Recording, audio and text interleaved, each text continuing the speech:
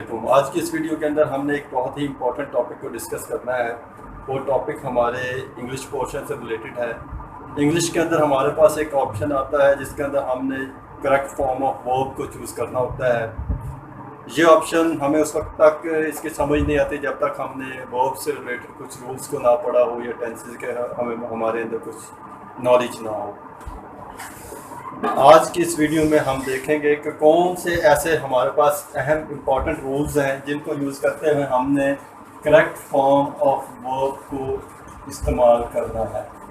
तो देखते हैं जी कि कौन से रूल्स हैं। सबसे पहले हम देखेंगे कि कौन सा रूल है जो हमें ये बताता है कि हमने इस सेंटेंस के अंदर वर्ब की फर्स्ट फॉर्म को यूज़ करना है।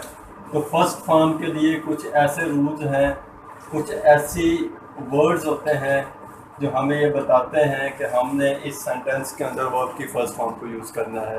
तो सबसे पहली बात ये है कि अगर हमें किसी भी सेंटेंस के अंदर इनमें से कोई एक भी वर्ड नज़र आ जाता है तो हमने उसके अंदर बिना किसी फिक्र और परेशानी के वर्ब की फर्स्ट फॉर्म को यूज़ कर देना होता है।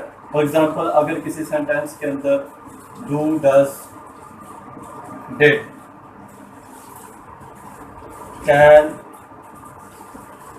could, would, will, shall, may, might या इनके अलावा कुछ ऐसे एडवर्ब्स होते हैं जो हमें ये बताते हैं कि काम रूटीन के मुताबिक हो रहा है। वो वर्ब कौन से होते हैं? वो हो गया जी often, usually, every day, daily. तो ये वाली चीज़ें हमें बताएंगी कि अगर किसी सेंटेंस के अंदर इनमें से कोई भी एक वर्ड आपको नज़र आ जाता है तो हमने उस सेंटेंस के अंदर वर्ब की फर्स्ट फॉर्म को यूज़ करना है। फॉर एग्ज़ाम्पल, हम एक मिसाल लेते हैं कि अगर हमारे पास एक सेंटेंस है, दे डैश फॉर वॉक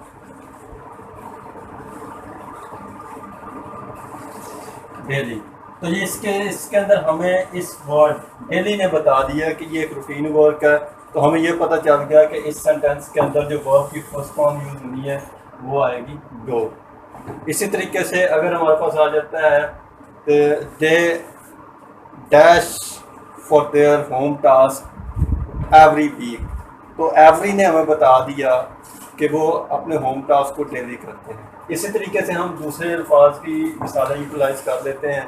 आप जब एक प्रैक्टिस कर रहे होंगे तो आपने इस प्रैक्टिस को देखना है कि आपको अगर इनमें से एक भी वर्ड आपके इस सेंटेंस के अंदर आ जाता है तो हमने उसके अंदर वर्ब की फर्स्ट फॉर्म को यूटिलाइज करना होता है। इसके बाद हमारे पास जो दूसरा रूल है वो हम देखेंगे कि कौन से ऐसे रूल्स हैं जो हमें ये बताते हैं कि हमने उस सेंटेंस के अंदर वर्ब की सेकंड फॉर्म का इस्तेमाल करना है। तो सेकंड फॉर्म के लिए हम देखेंगे कुछ अहम इम्पॉर्टेंट कीवर्ड्स जो हमें सेंटेंस के अंदर नज़र आएंगे और उनको हमने यूटिलाइज करते हुए सेकंड फॉर्म को यूज़ करना है।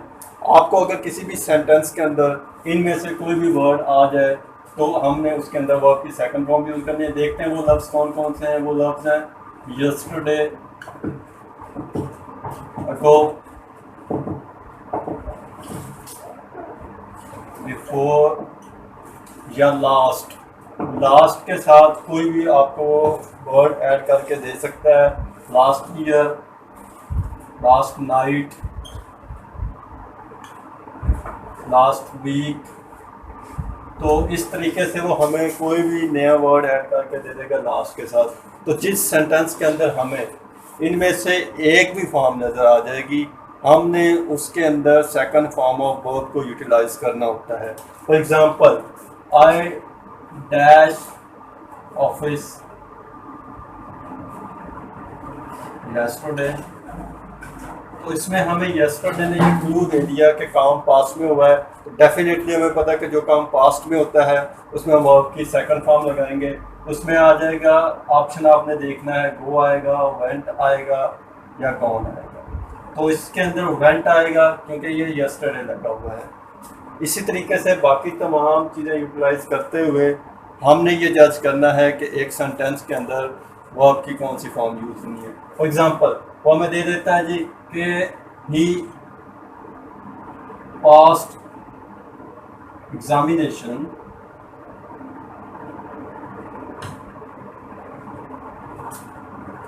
Last year. तो इसमें ये लास्ट की वजह से हमें पता चल गया इसके अंदर ये पास्ट आना है। अगर लास्ट ना होता तो हम इसके अंदर कोई और फॉर्म यूज़ करते। ये था कि सेकंड फॉर्म ऑफ वर्ब के लिए लाजमी है कि एक सेंटेंस के अंदर yesterday, ago, before, last year, last night, last week etcetera वाले वर्ड्स जो हैं वो हमें नज़र आएंगे। अच्छा, इसके अलावा कुछ ऐसे सेंटेंस स्ट्रक्चर हमें पेपर में आ जाते हैं जिनके अंदर यस्टरडे, अगो, बिफोर, लास्ट वाले वर्ड्स नहीं होते, लेकिन उसके सेंटेंस की कंस्ट्रक्शन को हम देखकर ये अंदाज़ा लगाते हैं कि उसके अंदर भी वर्ब की सेकंड फॉर्म यूज़ होनी है। फॉर एग्जांपल यहाँ पर हमें एक मिसाल दे देते हैं, I dash him when I was going to college. इसके अंदर हमने ये देखा है कि यहाँ पर उसने सेकंड पार्ट ऑफ सेंटेंस के अंदर वॉज यूज़ कर दिया है। तो ये पक्का रूल है इंग्लिश का कि जिस सेंटेंस के अंदर एक हिस्से में पास्ट टेंस यूज़ हुआ है तो हम उसके सेकंड पार्ट के अंदर भी पास्ट टेंस को यूज़ करना है।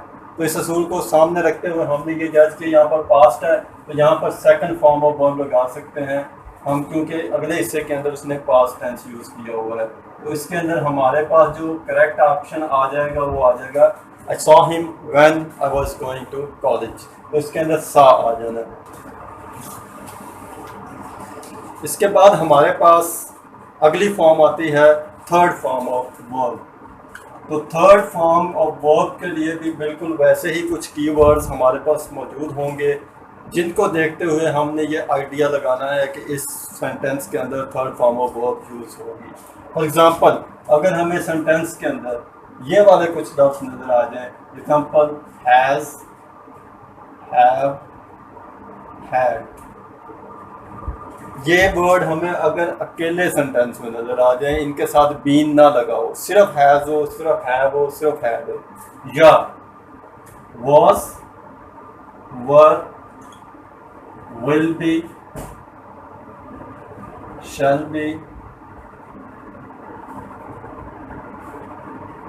ये जो विल बी और शैल बी का कॉन्सेप्ट है, जब आपका सेंटेंस पैसिव होगा तो पैसिव में तो ये पक्का ठक्का रूल है कि हमने हमेशा वर्ब की थर्ड फॉर्म भी यूटिलाइज करनी है। और पैसिव सेंटेंस की निशानी ये होती है कि उसके अंदर जो ऑब्जेक्ट होता है वो शुरू में होता है, जुमले के स्टार्ट में आपको ऑब्जेक्ट नज़र आता है और सब्जेक्ट आपको एंड पर नज़र आता है। उसमें was, were, will be, shall be जो भी होगा उसके बाद हमने वर्ब की थर्ड फॉर्म लगानी होती है। तो इसके अलावा has, have, had plus was, were, will be, shall be के साथ वर्ब की थर्ड फॉर्म लगनी है। तो देखेंगे, इसकी एग्जांपल्स ले लेते हैं।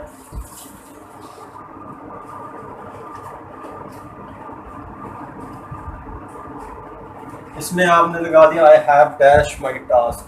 तो इसमें आपकी अगर फॉर्म ऑफ वर्ब आपने मुतफ़िक कर दी है तो इसमें आप लगाएंगे थर्ड फॉर्म ऑफ वर्ब। इसकी सेकंड फॉर्म भी यही होती है, थर्ड फॉर्म भी यही होती है, इसलिए हमने यहाँ पर कंप्लीटेड को सिलेक्ट कर लेना है, क्योंकि हैज़, हैव और हैड की निशानी ने हमें बता दिया है कि इस सेंटेंस के अंदर वर्ब की थर्ड फॉर्म यूटिलाइज होनी है। अब इसके बाद हमारे पास एक और फॉर्म रह जाती है जिसको हम कहते हैं पार्टिसिपल आईएनजी वाले फॉर्म। तो उसको हम देखते हैं।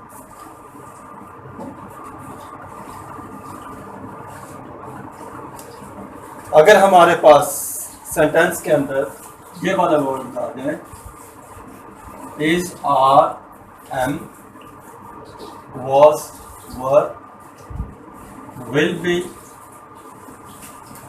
shall be, are, या इसके अलावा हमने पिछले वाले रूल्स के अंदर ये डिस्कस किया था कि अगर हैज़, हैव और हैड अकेला आता है तो उसके साथ वर्ब की थर्ड फॉर्म लगानी है। लेकिन अगर हैज़, हैव प्लस हैव के साथ आपको सेंटेंस के अंदर बीन भी नज़र आ जाए तो हमने वर्ब की थर्ड फॉर्म लगानी है। अगर आ जाए had been, have been, had been, has been, तो उस सेंटेंस के अंदर वर्ब की थर्ड फॉर्म लगाएंगे। कब लगाना है? जब आपका सेंटेंस एक्टिव होगा। एक्टिव की निशानी होगी कि सब्जेक्ट वर्ब के शुरू में आपको वर्ब आपके सेंटेंस के शुरू में सब्जेक्ट नज़र आएगा। अब इसकी मिसालें ले लेते हैं। फॉर एग्जांपल हम कहते हैं कि जी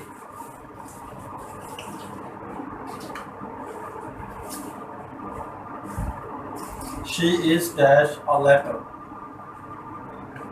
तो इसमें हमने लगा दिया शी इज, आ जाएगा राइट, रोट, राइटिंग। तो इसके अंदर हमने ये रूल पढ़ लिया है कि जिस सेंटेंस में आपको इज नजर आ जाए तो हमने उसके अंदर वर्ब की आईएनजी वाले फॉर्म को चूज करना है। तो इस रूल के मुताबिक हमारे पास इसका जो आंसर बनेगा वो बन जाएगा राइटिंग। अब इसी तरीके से हम दूसरी एग्जांपल दे सकते हैं।